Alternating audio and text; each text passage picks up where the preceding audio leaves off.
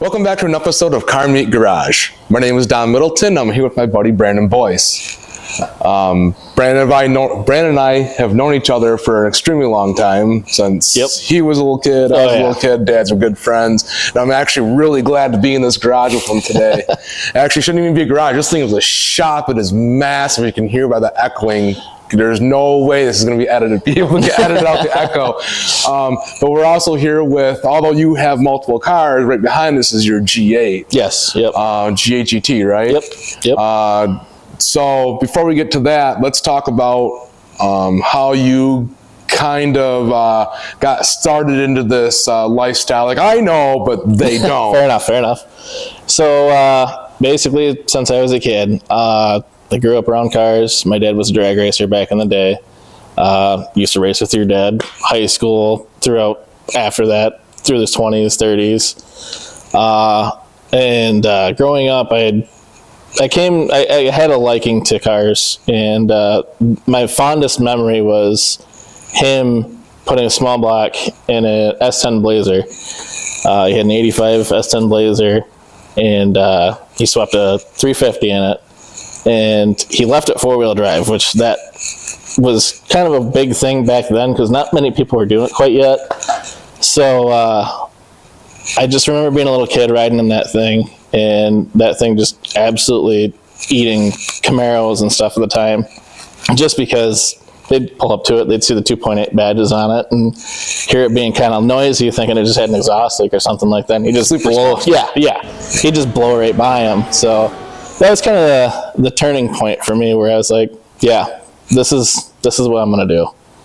Yeah, and on that note, because I know your dad's got a lot of cool stuff over in his shop. Oh, yeah. And he's got the altered, and there was the G body. It's in another person's hands right now. Yep. What was of your dad's stuff growing up? Because you mentioned the Blazer. Beside that, was that like your favorite thing that he had, or? So that was funny you say that. That was my favorite thing that I was able to ride in.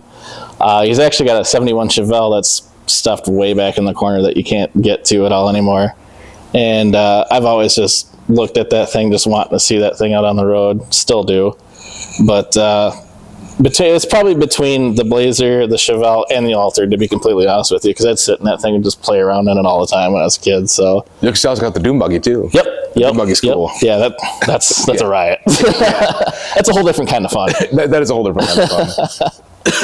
But yeah, so it's a hell of a start. It's kind of like a lot of us that we all got that start that same way. It all comes from somewhere. Oh yeah, for sure. Most car people we know, we got our starts from like a family member or a close friend or something. Yep. But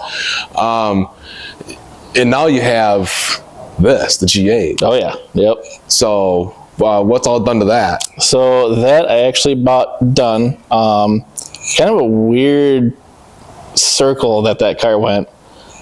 Somebody in Auburn, I'd like to find out who it was at some point, because I'd like to know a little bit more about it. But somebody in Auburn had it and traded it in down in Lansing. And I was just happened to look for a family hauler at some point, and I was like, I want something kind of fun. I'll look for a G8. And I found it down there, and I went down there to look at it. They fired it up. And as soon as I heard it fire up, I heard it had an aftermarket exhaust and a big-ass cam in it. So I'm like, all right, I got to have it. And so talking to the salesman, because I was able to talk to the previous owner through the salesman, but he would never give me any info, which good on him, but kind of sucks. But right. He was telling me that car was actually built by Livernois. It's got a Livernois 2C cam in it. It's got milled LS3 heads, which is basically the stock heads for the GTs. Right. Solo performance exhaust, Cook's long tubes on it, and a over-the-radiator intake. Pretty basic stuff. But he was telling me that car dynoed 425 to the wheels down at Livernois. So I mean, it's a fun car to drive. It's good power. Yeah. For a street car. Yep. So like even off camera before, we were talking about the people are desensitized to power in that. You can go out and buy a 12, 11 second car now, but half the people that have them shouldn't even be in. Oh, absolutely. It's no disrespect to anybody, but look, you go from nothing to something, and you're probably going to wreck it. Yeah, 100%. You got to get your feet wet. You can't just jump into something like that and expect to know how to drive.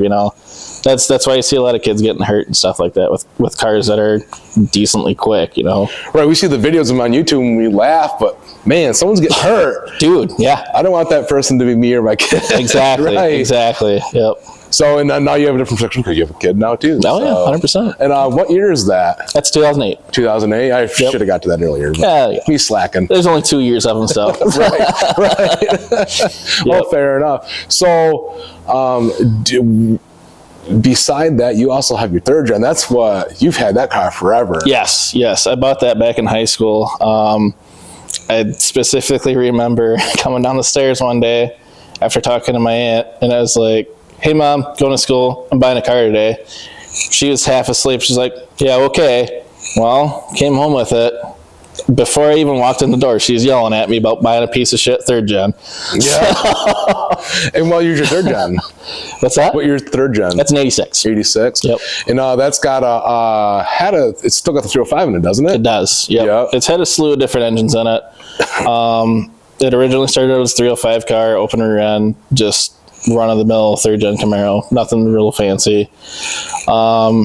It had a 355 in it, and it had a small comp cam in it.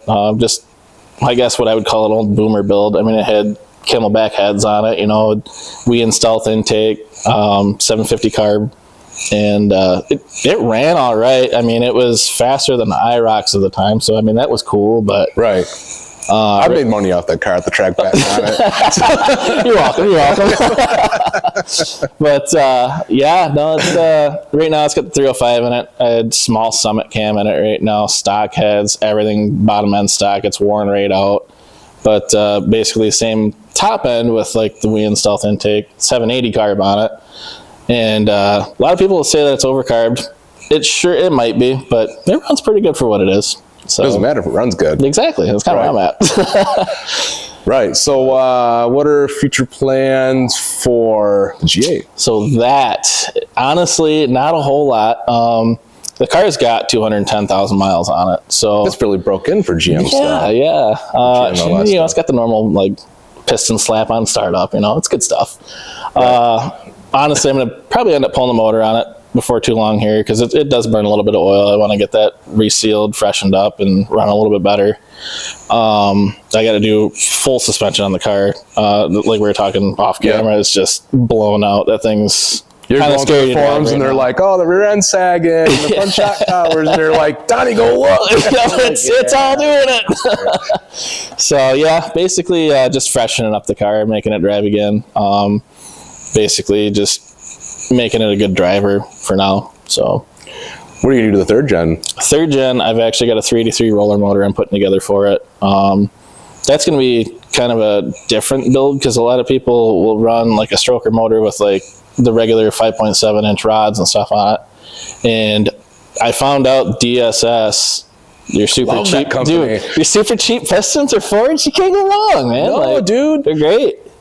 But I found out they made a piston that accepted a stroker crank with a 6-inch rod. So I'm like, let's try this out. So they make everything, because I heard about DSS the first time with me. I'm diehard Gen 2 LT1 stuff. Like, that's me, right? And so and I nut swing grubber. I'm just like, you do. Right. So his first motor was all DSS piston stuff. Yep. And he was making north of 2,000 horsepower on a set of DSS piston, a trick flow head. And I'm like, I'm gonna buy some of those. Yeah, like they're proven at this point. They're proven at this point. Yep. So that's going to get a stroker motor with some decent parts, and it's going to make good steam. It should, yeah. I got a set of Dart SHP 200 heads, so a bigger port on them. I probably won't be able to use all of them unless I really ramp up the RPM on it, but right now I'm kind of struggling with what I want to run for a cam in it. I've got a circle track cam. RPM ranges around like 6,500, but I don't know if I'll be able to use all of the head with that quite yet. Right. So right now I'm just kind of juggling around different setups, top end setups for it. But once I get that figured out, it'll be go time to start getting that thing together. So Right, because honestly, when we walked in here, that was the car I thought I was going to see behind us. She was going to be shoved out. Pulled the That's fast all one right. on you. Hey, that's right. The old switcherooski on us. Yep. So, you know, and you got the G8, and you got your third gen. Yep. And I look around here, and you got all sorts of stuff. Oh, yeah. Apart. You got the Honda back there that's tore apart, but that's a daily driver mom status. Yep. And you have one of our other friends is Honda. You can kind of see it right here. Yep. Honda sitting over here, and he's got an S10 over here with a LS in it. We'll just kind of leaving stuff out of it. Oh, yeah. I don't know if he wants to be on that. Yeah, I'm not sure what his plans are for that. So. And your brother's X7's in the backyard, and you're just a plethora. Oh yeah. We like to work on a lot of things over here. So, yep. That's the beauty of your entire family is you guys do not just like a rotary or a Honda stuff or Toyota stuff. It's if it makes noise and power, we're into it. Yeah. We love it. Yep, because you guys had the Dune buggy. It's got a VW motor, right? Yep. Yeah, that's got a 2332 VW in it, and that thing, she rocks. I'm honestly shocked that's not here because if I recall, you primarily are the person who swings that thing around. Yeah, I drive it a lot. I work on it a lot. But at the end of the day, it is my old man, so he gets to hang on to it and stuff. But it really depends on what we're doing with it. If we're doing any kind of like fab work and stuff, I don't have the tools or power out here quite yet. So we do it over at his place and everything like that, which that's most of what we have to do on it. After jumping it all year, we're fixing some kind of crack somewhere or whatever. So yeah, that's usually how that goes. Yeah, I can definitely tell your skill base has gotten bigger and bigger and bigger. Oh yeah, lots of experience. Yep. And how big is this shop, by the way? Because we're like sitting in the middle of it, and you can see how deep it is behind us. It's quite the shop. It's 36 by 80, and it's actually got a full length loft up above us too. So a lot of storage area up there too. So. Yep. Room for days. And then you got to put the lift up. Yep. Just picked that up yesterday, actually. Yep, so that's what you're telling us. We're going to be hopefully getting some tooling and stuff to be able to do some cool shit here. So that's amazing, dude. Like this place is pretty incredible in here. Yeah, thanks, man. Appreciate it. So, and just building stuff in a shop, just like most of us. Yep. This is a lot bigger. I mean, because this isn't your first shop either. Yep. Your first garage. Yep. So. Yep. Your dad's garage is fairly decent sized. And yeah. And then when I moved into Midland, I basically reduced down to just a small 2-car garage, and I put that 355 in that Camaro with it, and man, I'll tell you what, that was hard. There's not much room in there, and getting skinny real quick. Oh yeah, for sure. And I don't do that very well. So, actually, the truck I got sitting outside, I had to put a motor in it, and I actually had Dave Monville help me out with that. We basically stripped the interior, everything out of the thing, because it had a really crappy setup in it. It had a Vortec 350 in it, like a Jasper crate motor. Right. Ran great, but it had like a Turbo 400 in it, but it's a 2000. So they had to like totally chop up the drive shaft and move like the cross member and everything. Like they had to do more work to put that in there than to just leave the 4L80 in it and stuff. And so I ripped all that out, and I threw the right motor and trans in it. And actually, just this last year, that ended up getting a rod knock in it. So pulled that out, and that's LS swap now. So LS swapping the world. I should have a t-shirt. We're doing it, man. Brought it with me. Yeah, that's it right there. A good performing motor, man. Yep. Like this is the fourth garage we've been into, and at this point, and almost every single one we've been in's had some kind of LS in it. Every single garage has had some kind of LS motor in it, and I'm like, man, if I ever do one of these things, I'm gonna be left out because I'm gonna have to wheel the neighbor's motor over to the garage left out. Yep. I got a couple laying around you can borrow, so. Well, Jason, oh, Jesus, Brandon, you know, my brother's name is Jason, and I'm equally as good of friends with both of them. Yep. So, but I'm like, Brandon, come on, I got to borrow now. Let's bring it over, just for showsies. Yep, just hit it with the power washer real quick. It's kind of dirty. Right, spray it off. But yeah, we're glad you invited us into your big shop. Yeah, glad you guys came out. Yeah, hopefully you can get out here maybe in the springtime and see how everything's going. I'm kind of, I'm just gonna name drop, see how Kyle's stuff is doing. It's sitting right here. I was actually shocked to see Kyle's Civic and stuff because this has been raced at Grid Life and all sorts of different places. Have a lot of history on it. Oh yeah, he's been to Road America with it, Road Atlanta. Like he's been all over with it. So right, and I haven't seen him talk about the other one, so I'm not going to say anything about that. So we'll leave that one alone. So, but no, to kind of see how this stuff is going. I want to thank you for having us out here, sir. I appreciate it. Thanks for coming out. Hey guys, and tune in for the next one. Thanks for being with us.